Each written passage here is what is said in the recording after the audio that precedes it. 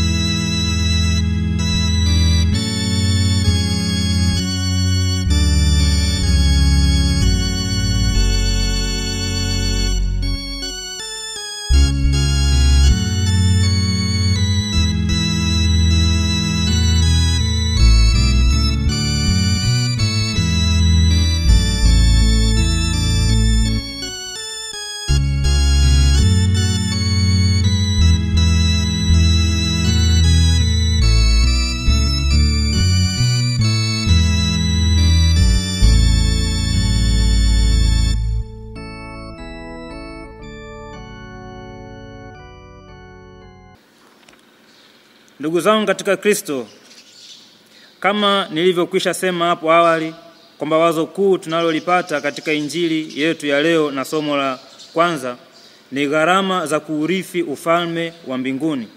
Sasa, kwa nini ufalme wa mbinguni? Kwa sababu ndiyo ahadi kubwa ambayo Mungu wetu kupitia Bwana wetu Yesu Kristo ametupatia sisi taifa lake. Na jambo hili atuthibitishia Mtakatifu Luka mwinjili katika Injili aliyoandika, kwani ndiye aliyejaribu kulitaja neno mbingu au ufalme wa mbinguni mara 40 kuliko wainjili wengine, yaani kuliko wainjili Mathayo, Marko na Yohane. Sasa Katika kuurithi huu ufalme wa mbinguni, Bwana wetu Yesu Kristo anatuachia masharti ambayo tunapaswa kuyafuata. Na masharti ni kama vile kutetea ukweli, kukubali mabadiliko, kuepuka kuwa kizuizi cha mafanikio kwa wengine. Kitendo cha Bwana wetu Yesu Kristo kuingia hekaluni na kuanza kuwafukuza wale waliokuwa wakifanya biashara mle hekaluni ni sawasawa na swala la kuleta mabadiliko katika jamii. Bwana wetu Yesu Kristo analeta mabadiliko kwa kuwaondoa wakandamizaji wanaojificha katika mwamvuli wa dini, na analifanya hilo bila ya kuogopa hasira za wale anaowatimua, kwani wamekuwa wakijipatia kitega uchumi chao katika hekalu la Bwana. Ni wazi kwamba mtu unapoweka kitega uchumi mahali ambapo si halali na inapokuja sheria kukuondoa ni lazima utakasirika.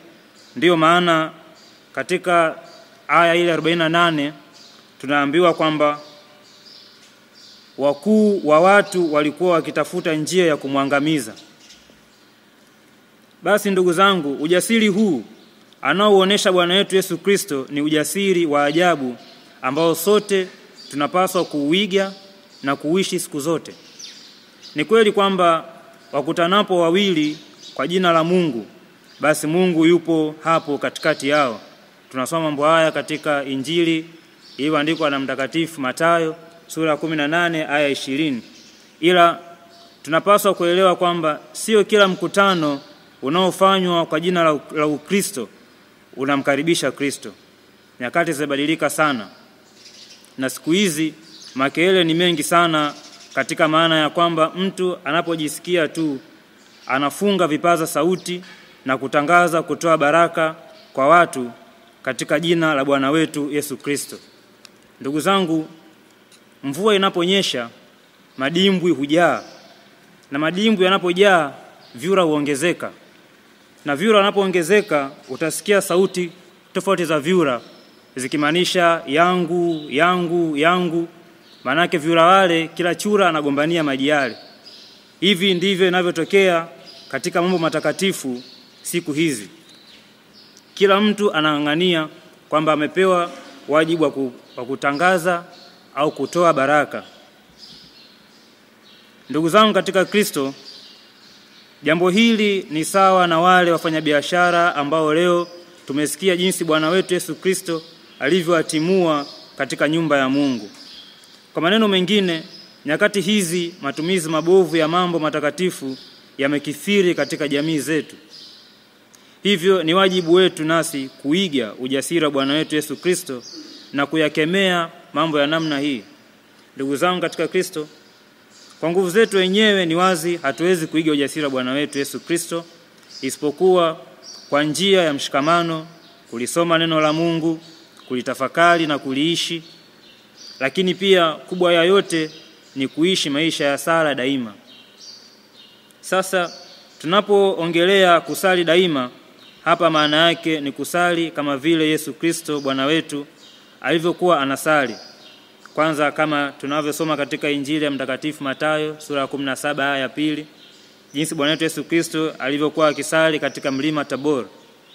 Au kama tunavyosoma katika Injili ya Luka sura 22 aya 44, jinsi Bwana wetu Yesu Kristo alipokuwa akisali alivyopandisha katika mlima Mizeituni kwenye bustani ya Getsemane.